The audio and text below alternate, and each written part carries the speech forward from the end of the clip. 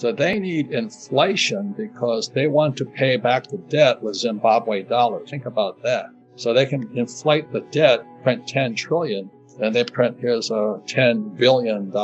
This might have bought you an egg when it was good, a boiled egg. So they could pay off the debt with fake. So that's why I feel for the working class people, I think it's criminal that our school system is part of Marxism. There's no financial education in schools, and it's not a mistake. President Biden ordering tough new sanctions on Russia in retaliation for what he calls the beginning of an invasion of Ukraine. Biden will deliver remarks tomorrow afternoon announcing the further consequences the United States and our allies and partners will impose on Russia for its unprovoked and unjustified attack on Ukraine. The growing crisis could have serious financial fallout for Americans. And the president talked about gas prices specifically, but the impact could go beyond that. I don't think this has ended yet. There are very few central bankers in the world who know what they were doing. Please don't believe they know what they're doing. They have been printing a lot of money all over the world. They have been buying assets all over the world. And throughout history, that has led to inflation. Now, they keep telling us there will not be inflation or there will be not very long. They just don't know what they're doing. I don't think that the exuberance is over yet. All of these guys continue to print money. And what will happen when things get bad, when the markets go down for a while, they will panic and they will print more money. They don't want to lose their jobs. They will do whatever it takes to keep their jobs. It's not good for you and me. It's not good for the world. But they don't care about you and me. They care about their jobs. So when things start getting soft or going down, they will print more money. And we'll have a big rally. That will probably be the last rally. That will probably be when I sell. But who knows? When things get wildly overpriced, a lot of new people come pouring into markets, inexperienced people. They get excited and exuberant, and then when the bubble pops, and it always pops, a lot of people lose a lot of money. I hope I'm not one of them, but I know it's going to pop someday. I know a lot of people are going to suffer.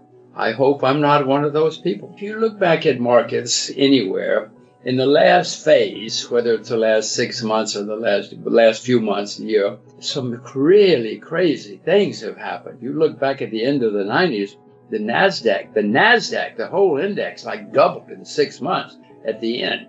And it's always that. And you have really wild, crazy moves. In America, we sometimes call it a blow-off. You know, the market blows off. It goes up so far, so fast. So, see, when things get bad and the central bank comes riding in and prints more money, everybody says, oh, we don't ever have to worry.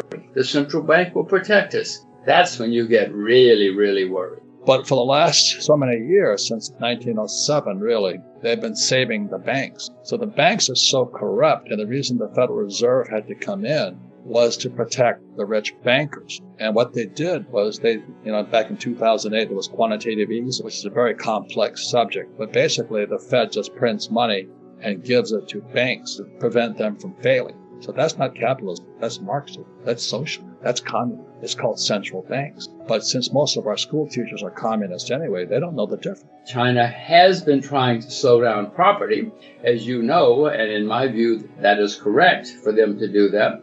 Property is got wildly overpriced, a huge bubble in many Chinese cities. And in my view, they're doing the right thing to try to calm it down. Now, can they control it, or does it turn into a huge collapse? I don't know. Most governments in history have not been able to control when they try to slow things down, and it gets out of control. I still own Chinese shares. I bought a few recently, not many, but a few. I am not selling out of China, although I don't own property in China. I do suspect that China will continue to try to calm property because it got into a wild bubble. When things start looking shaky for a while, the central bankers panic, and they will do everything they can to save the bubble, save the bull market, save prosperity. So yes, if something causes the markets to go down, whether it's a new virus or whatever, they will get scared and they will do something to save us all. And I own the US dollar because when things get bad, people look for a safe haven, and many people think the US dollar is a safe haven. It's not. But for historic reasons, people think the US dollar is a safe haven, so I own it. I own some silver and I own some gold. You never know when you're going to need some silver or some gold, and at the moment, I'm not buying either at the moment, but if I were buying them right now, I'd buy a lot more silver than gold, because silver's down a lot. Silver's down 60 or 70% from its all-time high.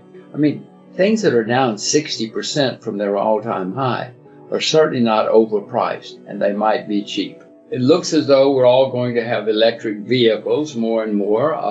That seems to be the trend.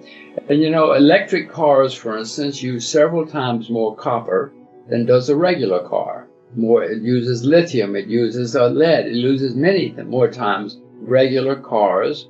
And if that's correct, if we're going to have electric vehicles and electric everything, that means more demand for base metal.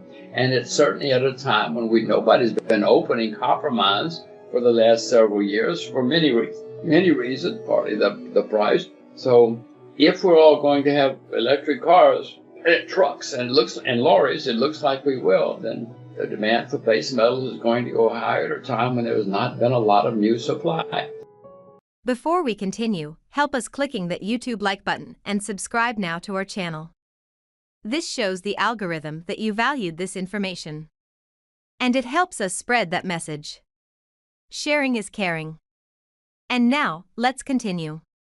Do you want to know one thing about crypto? I made over 3,000% in profit in a few weeks. Fact is, the traditional financial system, the traditional money system makes you poor, not rich. If you want to earn $500,000, $1 million, you have to wait until you're 50, 60, 70 in the traditional financial system, and you probably will still be broke. And you will be old. This is not a sexy combination, as you can imagine. But the question is, how can you start in crypto and make these profits? Where to invest? Where to start? My name is Gunnar and I'm from Germany, as you can hear, and things are a little bit different in Germany. More about that later on. Fact is, there are lots of different cryptocurrencies. It's a gigantic universe where beginners and professionals get easily lost. But there is light at the end of the tunnel. There are 7 key steps you need to follow to become successful in this market. You have to know them, and if you fail one of them, it's literally impossible to succeed in this market. Just an example, one of the key points is your exchange, and one of the biggest are, for example, Binance and Coinbase.